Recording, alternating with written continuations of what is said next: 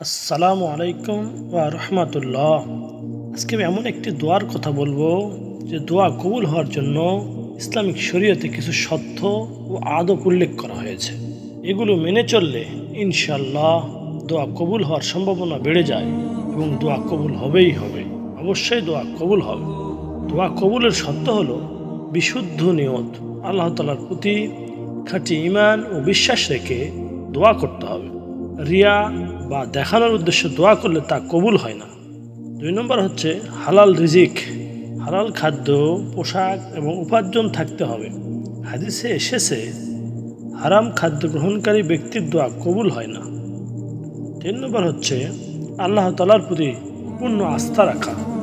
আল্লাহ তাআলার কাছে দোয়া করার সময় দৃঢ় বিশ্বাস থাকতে হবে যে তিনি দোয়া কবুল করবেন। সন্দেহ ও অবিশ্বাস থাকলে দোয়া কবুলের বিঘ্ন ঘটে। 4 নম্বর সততা ও পাপ পরিত্যাগ, পাপ কাজ থেকে বেঁচে থাকতে হবে এবং তওবা করে আল্লাহ তাআলার কাছে ফিরে আসতে হবে। 5 নম্বর হচ্ছে সুন্নাহ মোতাবেক দোয়া করা, দোয়া করার পদ্ধতি ও ভাষা সুন্নাহ অনুযায়ী হওয়া উচিত। 6 নম্বর হচ্ছে ধৈর্য ও নিয়মিত দোয়া, দ্রুত ফলাফল আশা না করে ধৈর্য ধরে নিয়মিত দোয়া চালিয়ে যেতে হবে। 7 নম্বর হচ্ছে নির্ধারিত সময়ে দোয়া করতে হবে। কিছু বিশেষ সময়ে দোয়া বেশি কবুল হয়, যেমন সেই বিশেষ সময়গুলো হলো তাহাজ্জুদের নামাজের সময়, আজানের পর, জুমার দিন, রমজানের সময়, ইফতারের সময়।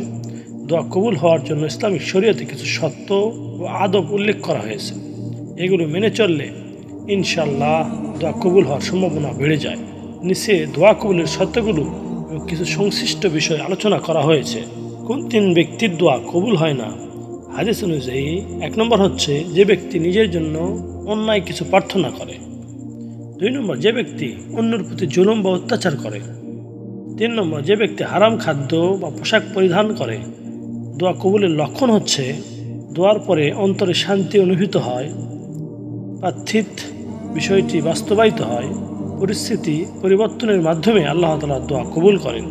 এই উত্তম সময়ে দোয়া কবুলের সম্ভাবনা সবচাইতে বেশি ফজরের পর এবং মাগরিবের আগে, জুমার দিনে শেষ প্রহর, মুসিবতের সময়, সফরের সময়, গুনাহ থেকে মুক্ত হওয়ার পর।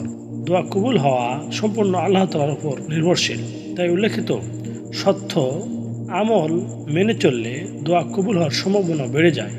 আল্লাহ তাআলা আমাদের সবাইকে সঠিকভাবে দোয়া করার তৌফিক দান করুন। আমিন।